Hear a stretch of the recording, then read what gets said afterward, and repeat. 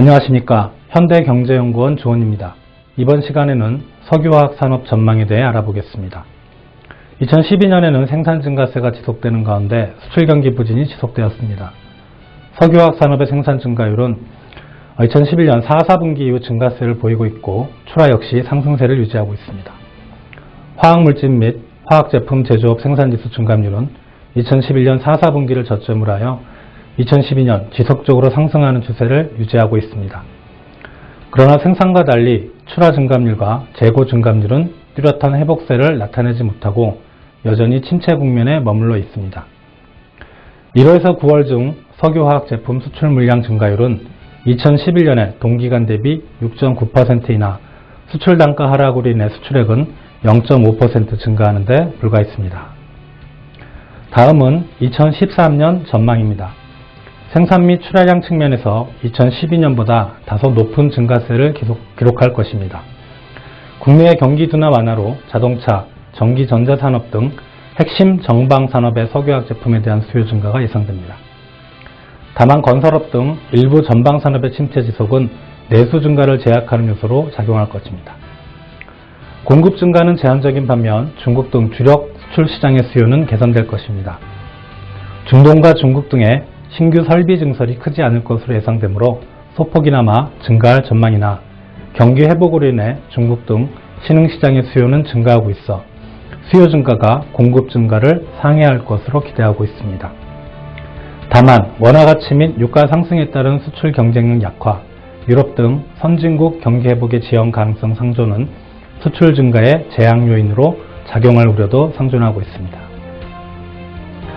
2013년 석유화학 산업의 주요 현안에 대해 보겠습니다. 첫째, 셰일가스의 중요성이 부각되어 석유화학 산업의 주원료가 석유에서 천연가스로 이동함에 따라 업계 재편이 가속화될 것으로 예상됩니다. 전후방 산업들과의 수직 계열화를 통해 셰일가스와 석유화학 제품의 생산 및 전력발전 분야 진출을 동시에 모색하는 글로벌 기업 간 경쟁이 치열해질 것입니다. 국내 기업은 원가 경쟁력이 떨어지는 석유 기반의 나프타를 사용하는 방식에 대한 대체 방안을 강구해야 하며 경제성이 입증된 에탄가스 이외에도 셰일가스에 포함된 다양한 가스들을 활용하기 위한 신기술 개발 경쟁이 치열해질 전망입니다.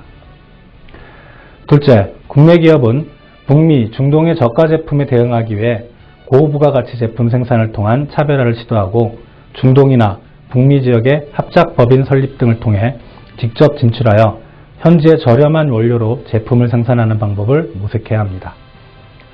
천연가스에 기반을 둔 에탄올은 생산이 어려운 비에틸렌 계열의 프로필린이나 부타디엔 생산에 주력하여 차별화를 시도해야 하며 경쟁력 강화를 위해 R&D 투자를 확대하고 선택과 집중을 통해 복합 소재와 자동차 소재, 배터리 분야 등 고부가가치 제품 생산 역량을 강화해야 합니다. 셋째, 신재생에너지, 친환경 소재 등 탄소 배출 관리를 강화를 통해 친환경적 기업 문화를 형성해야 합니다.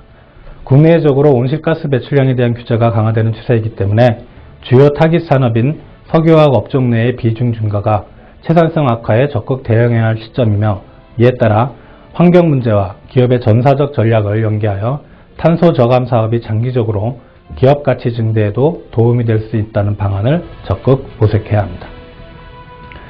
지금까지 2013년 석유화학 산업에 대해 살펴보았습니다. 감사합니다.